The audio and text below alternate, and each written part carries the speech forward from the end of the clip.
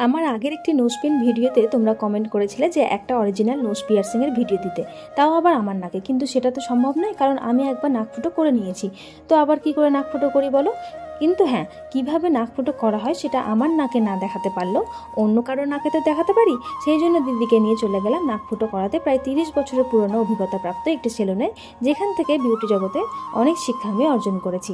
এছাড়া তোমরা জিজ্ঞেস করেছিলে যে নাক ফুটো করাতে গিয়ে ব্যথা হয় নাকি, কিভাবে করাতে হয়, ম্যাচিওর এজে এসে নাক ফুটো করা যাবে কিনা, সব আমি বলবো এই ভিডিওটির মাধ্যমে। তো তোমরা ভিডিও শেষ না হওয়া পর্যন্ত আমার পাশে থেকো। আর যদি সাবস্ক্রাইব বাটনটি না ক্লিক করে থাকো তাহলে অবশ্যই সাবস্ক্রাইব বাটনটি ক্লিক করে দিও। তো দিদি আর আমি সেলুনে যাবার পর সেলুনের দিদি আমাদের কিছু প্রশ্ন জিজ্ঞেস করেছিল, কারণ দিদির নাকে ছোটোবেলায় ফুটো করা হয়েছিল, কিন্তু যিনি নাক ফুটো করেছিলেন একটা পুরাতন সুচ দিয়ে নাক ফুটো করায় ওর নাকের অবস্থা প্রচণ্ড খারাপ হয়ে গেছিলো। তারপর নাকের ফুটোতে গোল করে শক্ত হয়ে একটা মাংস জমে যায়। অনেক মেডিসিন নিয়েও গোল মতো ওই মাংসের ঢিপিটা কিন্তু ঠিক হয়নি। তার মধ্যে ওর নাকের পাতাটা ছিল একটু শক্ত, কিন্তু ভালো করে দেখে নেওয়ার পর এবং আমাদের কাছে সব কিছু শোনার পর নোজ পিয়ার্সিংয়ের প্রিপারেশন শুরু করা হয়েছিল।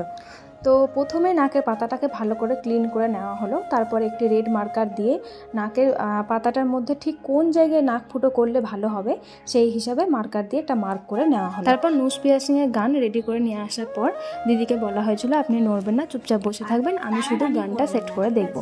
তো দিদিও ভেবেছিল বোধহয় গানটা সেট করে দেখছে, কিন্তু গান সেট করতে গিয়ে যে পট করে কখন নাক ফুটো হয়ে যাবে সেটা অ্যাকচুয়ালি দিদি বুঝতে পারিনি, এবং তখন দিদির রিয়াকশন ছিল এরকমটাই। অ্যাকচুয়ালি গানের মধ্যেই নোজ পিন আটকানো থাকে, যেটা দিয়ে নাকটা ফুটো করা হয়, এবং আমরা যেরকম নর্মালি একটা নোজ পিন পরি সেইভাবেই কিন্তু নোজ পিনটাকে পরিয়ে দেওয়া হয়।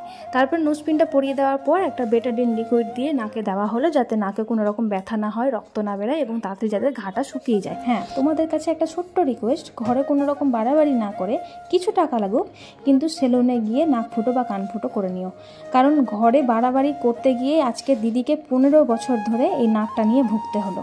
এরপরেও কিন্তু জানি না যে এই নাক ফুটোটা করার পর নাকের অবস্থা কী হবে। কিন্তু যাই হোক, যে সেলুনের দিদিটাও নাক ফুটো করে দিয়েছিল তার প্রতি আমাদের একটা ভরসা ছিল, কারণ আমি জানি ওই দিদি নাকের সিচুয়েশান না দেখে কোনো কিছু না বুঝে পটাশ করে টাকার জন্য নাক ফুটো করে ফেলবে না। তো এর আগে আমি দেখেছিলাম একজন নাক ফুটো করতে এসেছিলো, তার যেহেতু নাকের অবস্থা খারাপ ছিল তো দিদি নিজেই বলে দিয়েছিল যে আমি তোমার নাক ফুটো করতে পারবো না, তুমি কদিন পর ঘুরে আসো। তো সেটা দেখে আমার মনে হয়েছিল যে না, এই দিদির কাছে নাক ফুটো করতে যাওয়াটা উচিত।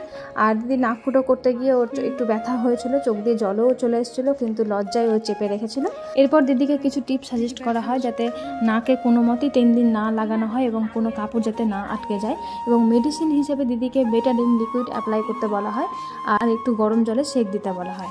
নাক ফুটো করার পর গরম জলে একটু বেটাডিন লিকুইড দিয়ে যদি নাকে সেক করা যায় বা গরম জলে একটু নুন দিয়ে নাকে সেক করা যায়, তাহলে নাকের ব্যথাটা অনেকটাই কম হয়ে যাবে এবং নাকের ঘাটাও তাড়াতাড়ি করে শুকিয়ে যাবে।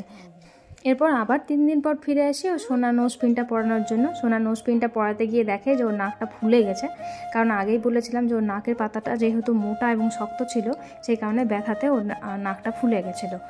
আর নাকটা ফুলে যাওয়ার জন্য নোজ পিনটা বের করতেও অসুবিধা হয়। তো কোনো মতে দুদিকে তুলো দিয়ে চেপে নোজ পিনটা বের করা হয়, তারপরে ওকে সোনার নোজ পিনটা পরানো হয়। সোনার নোজ পিন পরাতে গিয়ে কী হয়, যেহেতু সোনার নোজ পিনের ডাঁটাটা একটু ছোট ছিল আর ওর নাকটা ফুলে গেছিলো, সেই কারণে নোজ পিনে যে লকটা হয় সেটা আর পরানো হচ্ছিল না। তারপর দেখতে দেখতে আমি একটু মাতব্বরি করতে গেলাম। মাতব্বরি করে বললাম যে আমি কি এই নোজ পিনটা পরিয়ে দেবো। তো নোজ পিন পরাতে গিয়ে এমন হলো যে আমারই হাত থেকে পিছলে পিছলে বারবার নোজ পিনটা পড়ে যাচ্ছিলো। তারপর ভাবলাম যে না বাবা, আমার দ্বারা হবে না, তো আমি নোজ পিনটা দিদির হাতেই দিয়ে দিই, দিদি পরিয়ে দিবে। তো যাই হোক, সেই ক্লিপটুকুটা আমার নেওয়া হয়নি, কারণ হচ্ছে ক্যামেরাটা আমার হাতেই ছিল, তো আমি ভিডিও করছিলাম বলে নেওয়া হয়নি, না হলে হচ্ছে সে তখনকার ক্লিপটি দেখলে হাসি পেত। তো যাই হোক, শেষ পর্যন্ত দিদি ভাইটাই দিদির নাকে নোজ পিনটা পরিয়ে দিল। নোজ পিনটা পরে নেওয়ার পর এই হচ্ছে দিদির ফাইনাল লুক। আমি তো আমার কথা রেখেছি, এবার তোমরা বলো ভিডিওটা দেখে কেমন লাগলো। যদি ভিডিওটা দেখে ভালো লাগে তাহলে একটা লাইক করে দিও, আর যদি না ভালো লাগে তাহলেও একটা লাইক করে দিও। আর যদি তোমাদের মনে হয় যে নোজ পিয়ার্সিংয়ের ভিডিওটা আরেকটু ডিটেলস দিলে ভালো হতো, তাহলে তোমরা কমেন্ট করে বলো, চেষ্টা করবো নেক্সট ভিডিওটা ডিটেলসভাবে দেওয়ার। তো আজকের মতো টাটা, বাই বাই। আর তোমরা সবাই ভালো থেকো, একদম হাসি খুশি থেকো। আর আজকের মতো আমি এখান থেকে বিদায় নিচ্ছি।